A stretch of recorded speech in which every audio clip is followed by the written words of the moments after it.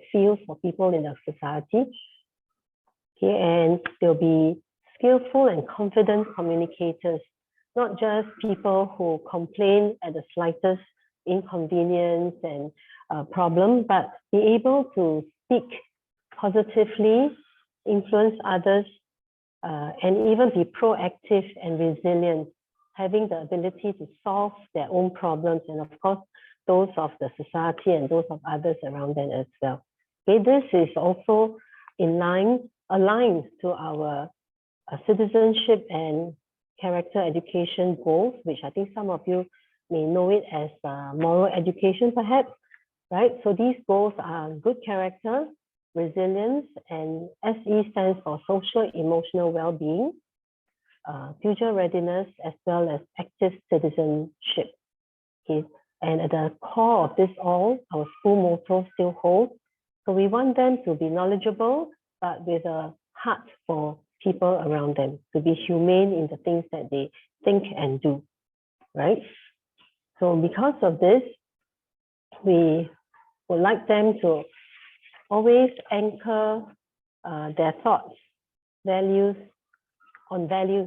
that will help them in their thinking as they examine their understanding, their thoughts, their emotions.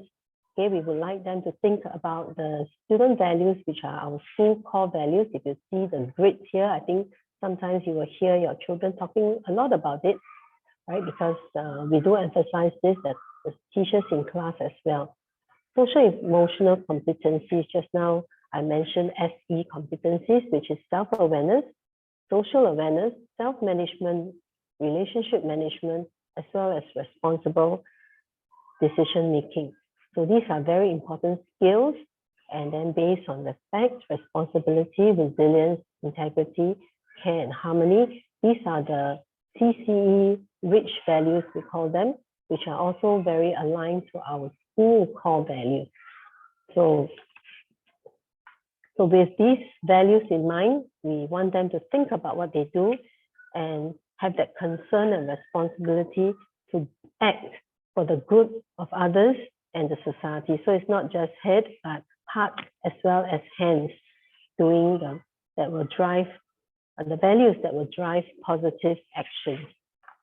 Okay, so in our school, when we design programs and lesson packages, we are very mindful of this very big idea that we want to teach our children about resilience. So resilience is not just about being able to endure a situation, but it is a very big idea that includes their own personal mental wellness, emotional resilience, intellectual resilience as well, being able to brave through challenges, and not just brave through, but being able to have that skill to solve problems. So even socially, okay, because individuals' resilience impact the society as a whole. So this is very appropriate and important, and we see that this is totally relevant to our children these days. And we also emphasize identity. Okay, we want the children to know who they are, what are their strengths, what are their weaknesses, what are the areas that they can develop more. Okay, I'm sure you have heard of our Toti and Hoppy. So we are all not strong in everything. We may be stronger in some areas, but very weak in some areas. So how do we improve and move forward? What do we do to close that gap and learn to move on? Choices. We want the children to know that there are always choices available. We are never at a dead end. Okay, the choices. Are they aware of the choices when they are faced with a situation, when they are faced with a difficulty, a problem? Okay, do they know what to choose? How do they even choose? Are they able to make informed choices? Are they wise enough? Do they know who they can ask? Who they can ask if they are in doubt? Okay, go to a trusted adult, go to friends who are responsible perhaps, and not just anybody that may give them even wrong ideas. Okay, and all this also we remind ourselves and the children that we are individuals, but we are not individuals on an island. We need to get along with people around us, and therefore they need to build skills, interpersonal skills, how to relate to others, how to interact, and to know that how we interact with each other or with other people have impact and consequences. Okay, so these are some ideas that guide our thinking in the way we design our packages, learning packages. So let me share with you 3 main strategies and how we conduct our perspective taking lessons in Admiralty. Okay, so I just want to share these 3 examples, these 3 strategies about multiple perspective taking, generative conversation, and authentic learning experience. Your children may not have used these terms with you. You may not have heard them talking about such things, but probably multiple perspective or perspective taking would be a bit more common language that they may have used. Okay, so let me elaborate a little more about multiple perspective taking. So we use a very basic step like my view versus your view. So for example, they may have read a story, an article, a news article, and the teacher may ask, so for example, the boy should carry on with his plan, for example, or should a boy, or can be a question to a statement or a question, the boy should carry on with his plan. And the students in class can say whether they agree, yes, no, or they're not sure, or they think that it's a yes and a no, so they may take this perspective of maybe. And sometimes teachers also may make it into a little game where, okay, the yes goes to one corner, the no, those who say no goes to another corner, and so on. But it's not just taking the yes, no, maybe position, but they also have to justify. They have to give reasons why they say that it's yes or no or maybe, right? And in that way, they can hear each other's view. Okay, my friend says no. Oh, now I see that. Oh, actually, they have this in mind, or these are the reasons. We also look at various issues from the perspective of different parties involved. Okay, for example, a P4 lesson in social studies, there's this topic called Journey Towards Independence. And in this lesson, we brought in the war in Ukraine as well, which I'll elaborate a little more later. Okay, so they will look into the perspectives from Ukrainian, Russian, or even as a Singaporean. When these parties are involved, what are the perspectives? What can the views be like? Okay. Or another way of looking at multiple perspectives is to view issues from a multiple disciplinary lenses. Maybe you may have heard your children saying ALP at home. So for example, in ALP, which is our applied learning program, because the students have to solve or look around to see social issues around them. So they may take on the perspective of a town planner or as a historian, what happened in the history of Singapore, and therefore it led to this problem. So that may put them in, they have to use different disciplinary lens to study a situation. So maybe I will elaborate a bit more on the Ukrainian war. I think we know that this has been going on since February, so it's more than half a year already. It's still ongoing. We hope it will end somehow, but you will see that there are many opinions and people who are very concerned. So one question asked will be, Russia may have, one comment made, okay, Russia may have its legitimate security concerns about Ukraine, but does that mean that strong states have the right to forcibly impose their will on others? So we get the students to think, if as a Singaporean, how does this impact us as well? Okay, so we realize that we will share with them that PM Lee, our Prime Minister, okay, condemns the Russian invasion, of course, and he highlighted that this actually endangered the sovereignty the power and authority of all countries, especially small ones like Singapore. Okay, and from the Ukraine war, we also have lessons for our own total defense, because therefore our national resilience is even more important. So these are some lessons and perspectives that we would like our students to bear in mind and to slowly learn how to see things from various lenses. Okay. Now, of course, everybody has their own say. All right. Does it mean that I'm right and you're always wrong, or you are right and I'm always wrong? Okay. How do we resolve differences in terms of our opinion or perspectives? Okay. Then we also ask ourselves, as adults and also the children, do we need to be so fixated, so stubborn about our views, right? Are we sure that we are really right, completely right? Or can we learn how to be more tentative in our judgment? Is it because I may not know everything, therefore, okay, I may have this opinion, but I'm open to revision. My ideas may change, my opinions may change. When there are more evidence or more facts that I learn about, or when I hear about them, I may be able to take a different perspective, right? So then again, we also realize that there are issues that may never change, positions that people hold that will never change. But then what do we do? Okay, so these are certain things that we still need to learn how to respect others and still be understanding that others have their own perspective.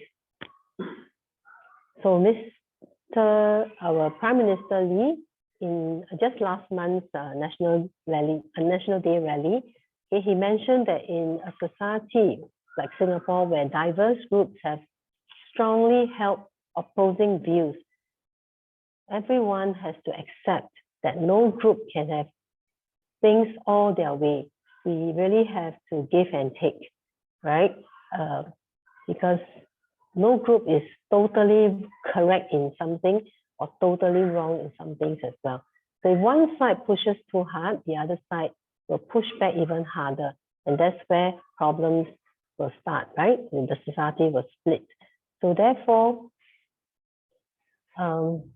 he advised the society to exercise restraint, okay, because to PM Lee, this is the only way that Singapore can move forward as a nation together. So this is something that we would also like to share with our children. Okay, so come to the second strategy that we use in some lessons. We call it generative conversation. It involves these 3 simple steps, like, okay, we want to make connections to the children's lived experiences, what they have experienced in their life, in their the few years that they have been around. And then from there, generate meaningful discussion and ideas, and also guide them to take appropriate actions from what they have heard and learned. So for example, just last term, term 3, we had this lesson for all P1s to P6s about from knowing to doing. Okay, it's not just mental, but also actions. So we conducted this lesson in CC mother tongue languages, which is what I mentioned just now, maybe what you know as moral education lesson, but it's CC mother tongue. So the children were supposed to watch a video. This video is about William's doll. I'm not sure whether you saw your children doing it or heard them talking about it. So William's doll is a story about William, who likes to have a doll to play with. But you can imagine his brother, his friends teased him about it, and adults around him also disapprove of his choice. Okay, so what do the children do in such a situation? So we make connections, asking them, after you have watched the video, have you experienced similar situations? So in case they think all over the place, so we scope it more for them, like what William experienced. we sometimes see girls who want to play soccer or boys who like soft toys, and they face objections from parents or friends. So we bring them to this context and we ask them 3 questions. Okay, what are the 3 observations that they have made after watching the video, and also from what they know from their lived experiences, and 2 questions that they may still have in their mind, and 1 view or something that they would like to share about. And we gave them this assignment, and these are some answers that we have. Okay, this is an example from a P5. You see that different classes have their own input. It's a bit too small for you. Let me zoom in to perhaps just an example like this. So from such, so this person, this child says that, so the observation made, girls don't like to draw, sing and stuff like that. And then boys, they like trucks and Legos and the professions, usually the doctor, principal, firefighter kind of thing. And there's a question that is still lingering in the child's mind. Are these gender stereotypes happening? So although we showed an example, the child still doesn't know, but is still wondering. And the comment made is, I could imagine myself in a situation or circumstance of another person so as to understand or empathize with their perspective. Okay, or another one who says, I don't know, or we should value who the person is and not judge them by stereotyping. So we are pretty heartened by such responses, although they are simple, and but these are some feedback that we get from students, and we can, as teachers, we can, or even as a department, we can work on them and see what else the children need to know, what else we should teach to help them understand the issue better. So even our P3s are able to give us some simple answers, as you can see from this table. Okay, so that is our second strategy that we use, called generative conversation, based on the experiences that they have around them. So the third one, we call it the authentic learning experience. I think some of you would have seen your children doing design thinking, ALP projects. So the example that you see here is on scarcity, food scarcity, done by the P3s during the ALP lesson, during the SS lesson, okay, social studies lesson. So through this steps of empathize, define, ideate, prototype, and they test their ideas, okay, we call it design thinking protocol.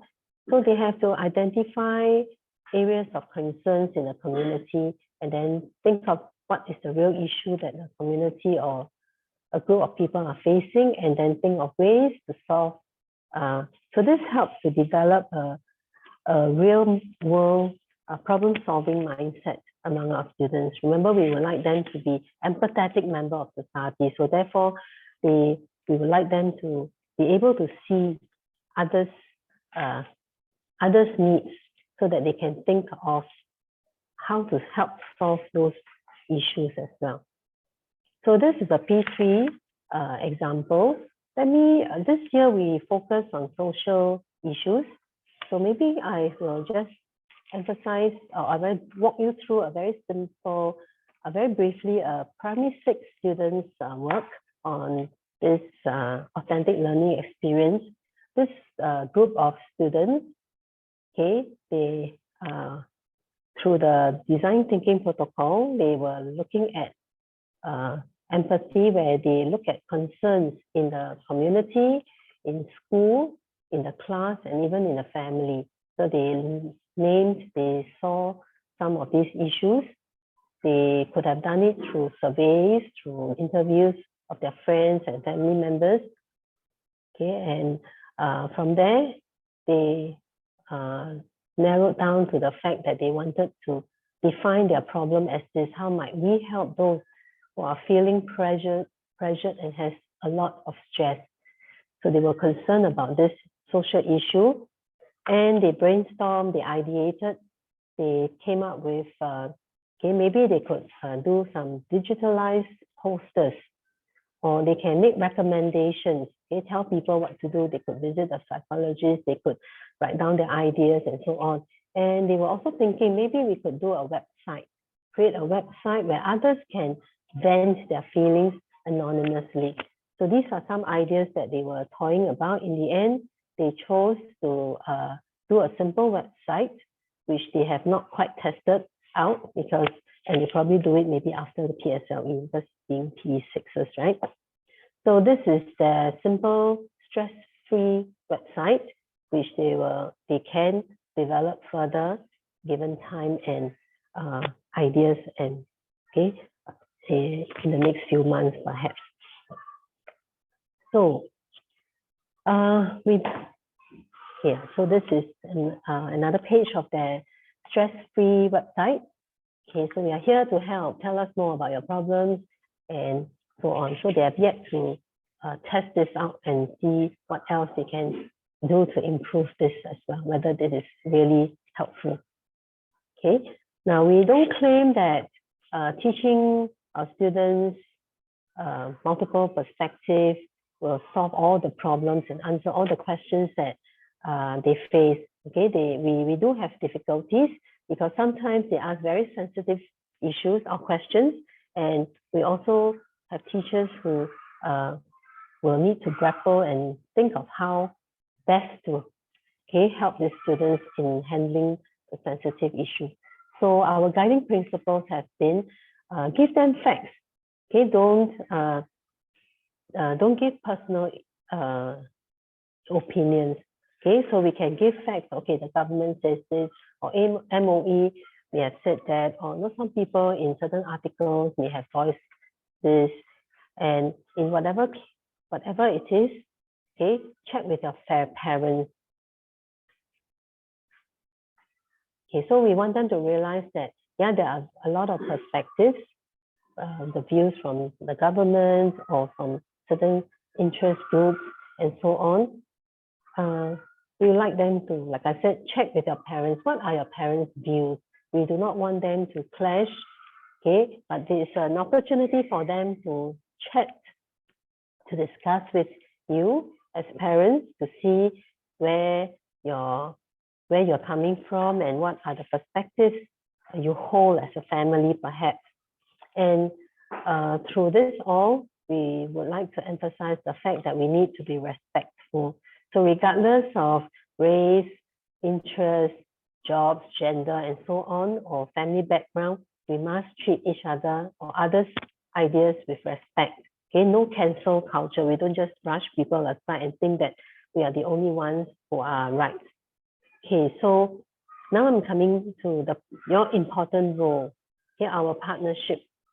So what would we like you to do, having attended such sharing? Okay, we would like you to reinforce what we teach in school. You will realize that this is a very big idea, a big issue. Okay, perspective taking is not an easy thing to achieve overnight. It has to be a journey. But we'd like you to reinforce what the children learn in school. This is also an opportunity for you to help your child be open and communicate with them. Yeah, maybe don't just ask them about homework all the time.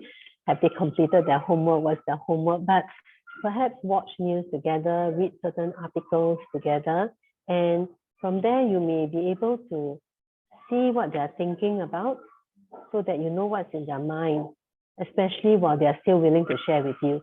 You will realize that some children up to a certain age, they're very silent. They do not want to share very much with the parents. So while they are still sharing and the communication channel is open, to discuss with them, talk to them, so that you can see what they're thinking about.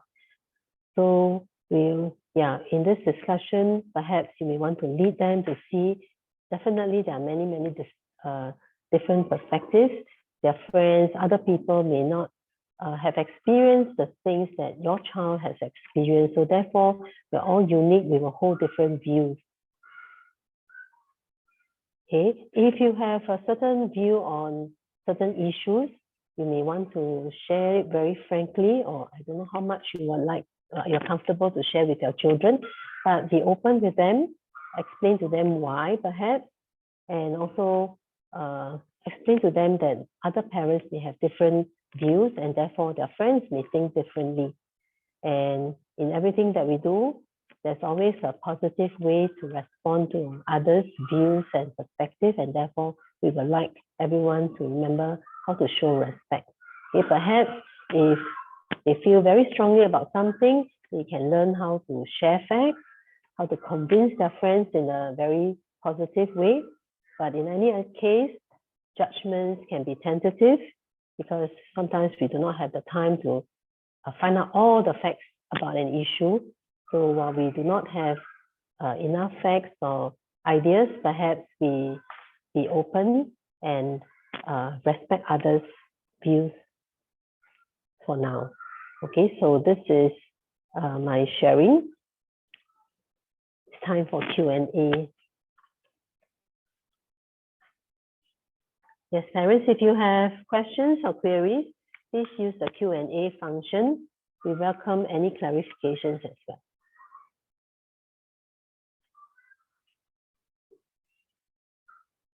Okay, while you are thinking and typing, perhaps I will just show you my email. Should you have questions after this, or you can also email me at this address.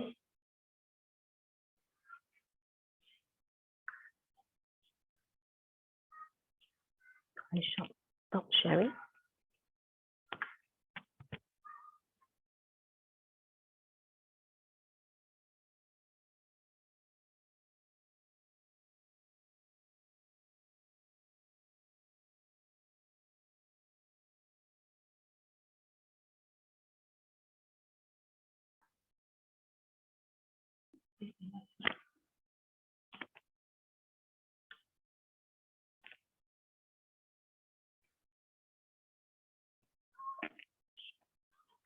Parents, thank you really for taking time to be with us this afternoon. I hope you have found some points and ideas useful. Okay, yes, we have one question. Okay, someone asked, will topic on bullying be covered as well? Yes, definitely, right? This is something we know our students are very concerned about. We do hear issues. Some students may not fully understand what bullying is about. So we have been conducting a series of lessons, little snippets of what bullying is.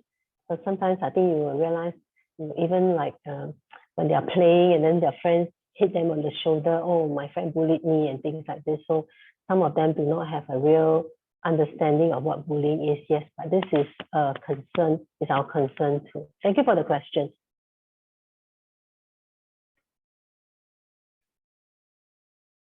Yes, we will definitely emphasize the seriousness and consequences of bullying. Yeah, we would like everybody to know that we must treat each other with respect and not have that cancel culture. I'm more important, you are not important, and therefore I can just say things that I like about you, even though you may not like it or you definitely do not like it. Thank you.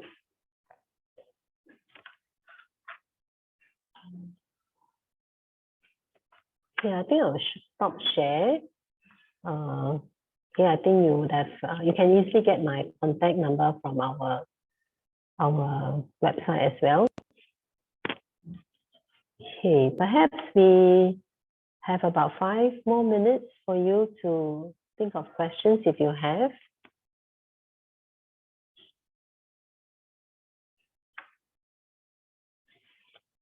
Yes, if you find some ideas useful and good, perhaps you can also comment in the Q&A so that we know that, okay, these are some concerns that you have and we have addressed them. Or if you have concerns that we have not addressed regarding perspective taking, perhaps you can also add that in.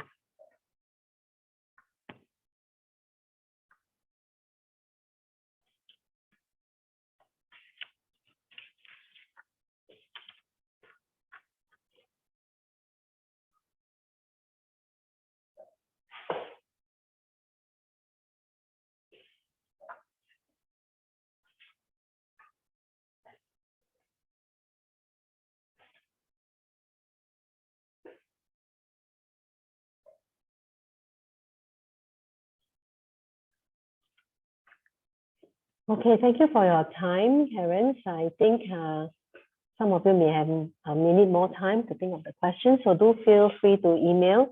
We will stop this session, and thank you once again for your attendance.